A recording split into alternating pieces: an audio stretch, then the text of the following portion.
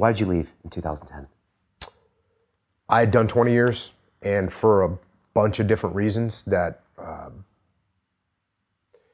it was just a bunch of different reasons. You know, probably the number one being a family that I barely knew at this point, because I'd just been on deployment after deployment. You know, somebody else taught my son how to swim, which, you know, I wasn't around when he learned how to crawl. I wasn't around when he learned how to walk. I was on deployment. But then when I wasn't around and he learned how to swim, as a frogman, I didn't think that was too good.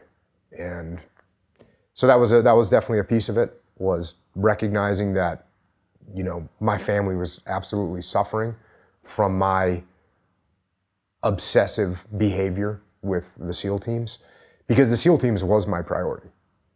Like, let me make that perfectly clear. Family was not my number one priority.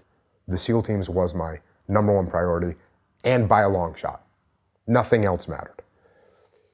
And so I realized that from a detached state, as I looked at my life and as I looked at my family and as I looked at what I had left to do in the SEAL teams, I had to weigh the reality of it all and make a decision that was not I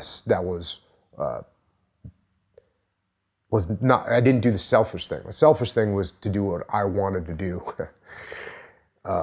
Not that I didn't want to be with my family, but I definitely, you know, I needed to make a sacrifice for my family. And I'd done what I could do for the SEAL teams, and I felt like I could go and take care of my family now. You told the story of, I think your wife asked for a picture of where you were sleeping when you were in Iraq, and you went to take a picture of it, and you realized there was no pictures of your family, and you kind of brought them out to take a picture, and then you put them away because I think you were compartmentalizing kind of your family when you're in a situation of war. I just wonder if you could speak on why you did that. Yeah, just a staged photo to give the impression to my family that I was thinking about them. And the reality was I wasn't, and I didn't want to. Because, I mean, I had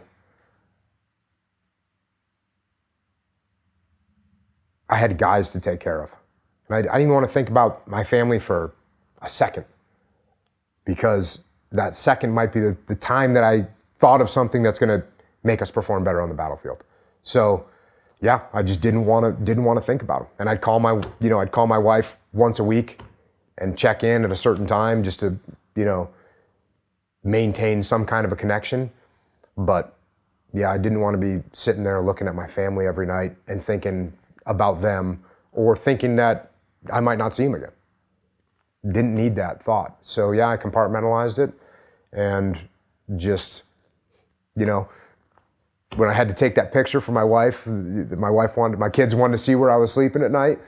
And when I looked at the first picture I took, and I realized that, you know, it was nothing. It was a copy of About Face. The book that I always talk about was sitting on my nightstand, which is insane to be sitting there in Ramadi, and the only thing I'm reading about is about more war.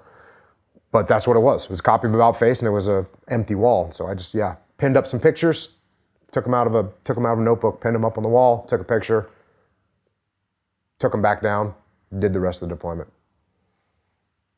Did you notice that you got extremely close to your men, like in Ramadi? I'm sure you got very close to them when you're training and being a SEAL anyways, but when that wartime happens, do you get so close as a unit, as family, to where you even step outside yourself and it's a really tight-knit unit, or does it become emotional?